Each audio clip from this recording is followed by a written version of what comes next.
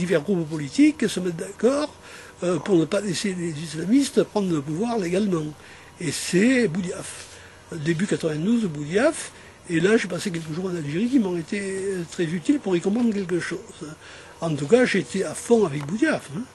J'étais à fond avec Boudiaf comme je l'avais été après la guerre. Après la guerre, j'avais des sympathies pour le FFS d'Aït Ahmed, j'avais des sympathies surtout pour le PRS, le Parti de la Révolution Socialiste de Boudiaf.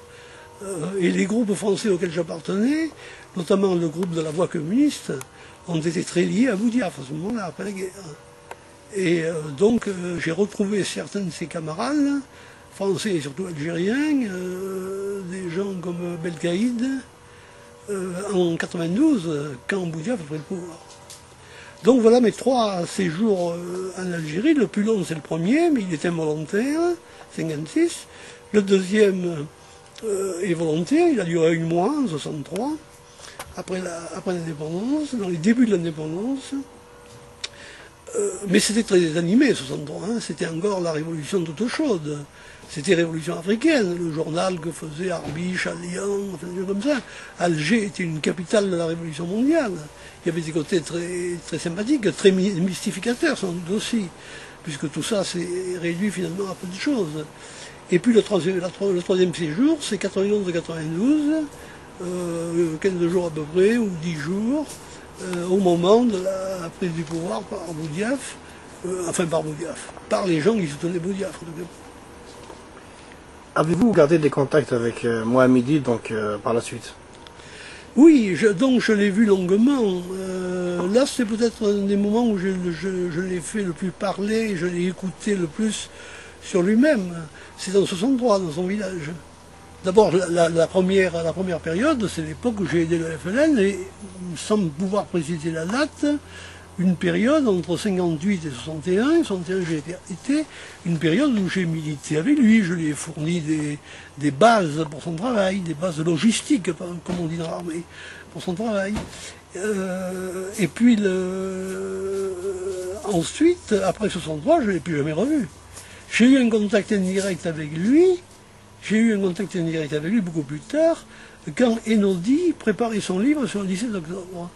Parce que Enodi avait enregistré certains propos de Maurice et nous a convoqués gentiment, Mattei et moi, parce qu'on était ceux qui l'avions le plus connu, ceux avec qui il avait le plus travaillé. Enfin, ou avec le page sans doute et d'autres, enfin, apparemment on était parmi ce qu'on appelait les gens du soutien actif, le soutien de terrain, pas uniquement théorique. Donc il a convoqué, ce brave Enodi a convoqué Mattei et moi-même, et il nous a fait écouter la voix de Maurice. Et on ne l'a pas reconnu. On ne l'a pas reconnu parce que Maurice avait cette particularité, c'est d'adopter les accents les plus divers. En France, il avait l'accent pied noir. Et alors, dans les commerçants, etc., on le prenait pour un pied noir. Atténué, mais un accent pied noir, qui est l'accent arabe. Chez le coiffeur, on le prenait pour un pied noir, malgré, disait-il, ses petits cheveux frisés.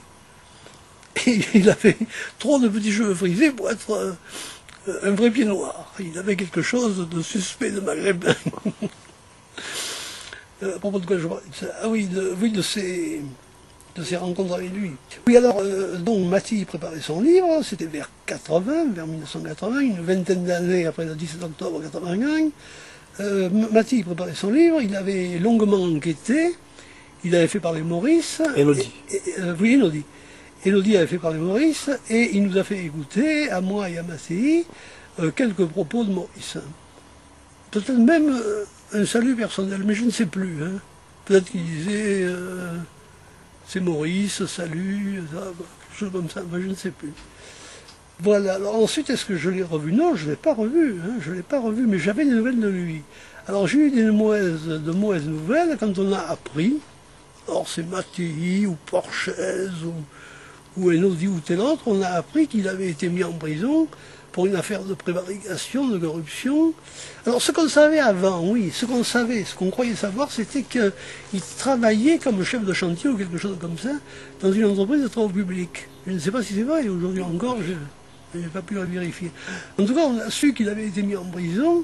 Et alors, Ben Younes Daniel, à qui j'ai posé la question, lors d'une fête de l'indépendance, parce qu'il y avait la fête de l'indépendance à l'ambassade d'Algérie à Paris, où on était régulièrement et très loyalement convoqués. Je veux dire qu'il ne faisait pas de distinguo entre les bons et les mauvais, il y avait tout le monde, il y avait des généraux français aussi, il y avait un tas de monde. Et c'était de grands raouts, enfin de grands cocktails, beaucoup de fric, beaucoup de boissons, beaucoup de petits gâteaux. Et alors là, il y avait toujours Younes adorait ce genre de truc, puis ça faisait partie de son métier. Le voyagiste doit être au contact de la bonne société, des gens qui voyagent. Alors j'ai posé la question à Younes qui m'a dit, oh c'est peut-être, oui, alors oui, il est en prison, c'est peut-être une vengeance. C'est peut-être une vengeance, mais ça manquait de chaleur, hein. Ça manquait de chaleur. Il m'a semblé, mais peut-être que je fabule, mais ça manquait de chaleur. J'ai été surpris qu'il ne fasse pas plus. Enfin, je ne sais pas ce qu'il a fait, rien, peut-être, je ne sais pas. Mais là, les propos qu'il m'a tenus dans les salons de je ne sais plus grand hôtel, rue de Rivoli, je crois, une énorme salle de réception, l'ambassadeur se rend la main à tout le monde, faisant semblant de connaître les gens. Donc M. Benyounès aurait avancé la thèse d'un règlement de compte. Vengeance. Vengeance. Sans rien même. Oui, mais sans précision. Donc. Sans précision, il faut dire le lieu ne s'y prêtait guère. Hein. Il y avait sa femme, ses amis, toujours entourés d'une cour. Il y avait la foule. Et je crois que c'est tout ce que j'ai su. Après, j'ai essayé de me renseigner. Ah, j'ai téléphoné une fois à Azazia, à un numéro que Maurice m'avait donné, mais ça remontait à 63. Alors, on connaissait le nom de Mohamedi, mais j'ai rien appris. C'est-à-dire que les gens avaient l'air gênés. On ne sait pas, il n'est pas là, il n'est pas là. Alors, comme il était en prison, les gens avaient l'air gênés, c'est pas vous, non? Auriez-vous des choses à raconter particulières sur l'activité de Maurice que vous avez connue, donc sur le terrain, ou des petits événements, des particularités, vous vous rappellerez? Oui, ben, que vous dire? Il y avait un problème de femmes. Je peux parler de ça? Bien sûr, tout à fait. De femmes, parce qu'il y avait des femmes, il y avait des agents de liaison algériennes, des filles de bourgeois algériens, de gens respectables, qui prêtaient leurs filles à avoir le fait au FLN comme agents de liaison. Certaines étaient à croquer, à ravissantes. Ça concernait plutôt les Français. Y compris moi, mais je me suis bien gardé de toute... Et quel est le problème en fait? Eh bien, il avait à connaître de problèmes comme ça. Et de problèmes différents, mais enfin du même ordre. Par exemple, des hébergeuses françaises, à qui ça n'aurait pas déplu d'avoir une aventure avec un responsable algérien. Et certaines sont arrivées à leur fin. Maurice était plutôt puritain. Hein. Puritain mais ouvert. Enfin, il acceptait les choses, mais il se méfiait de ce genre de relation. Il avait raison. Moi, je l'encourageais à l'époque, j'étais très puritain. Mais quand vous dites que en tout cas, ça posait problème... Lui avait un comportement très différent de Charles Jacques. Charles Jacques était un homme à femme. Dès qu'il voyait une agent de liaison, alors française, autant que possible, qui était une étudiante d'Aix qu'on avait recrutée. On recrutait des étudiantes pour porter, pour transporter, etc. Il ne manquait pas de lui faire la cour, de l'inviter au restaurant et d'essayer de l'éblouir par des imparfaits du subjonctif. Ça, c'est pas du tout le style de Maurice. C'était une raison pour laquelle je l'estimais d'ailleurs. Non pas que tous les responsables FLN fussent portés sur les femmes, mais il y en avait un certain nombre. Dont certains peu recommandables, comme Jacques Charles Younsi. C'est à peu près tout ce que j'ai à dire sur le sujet.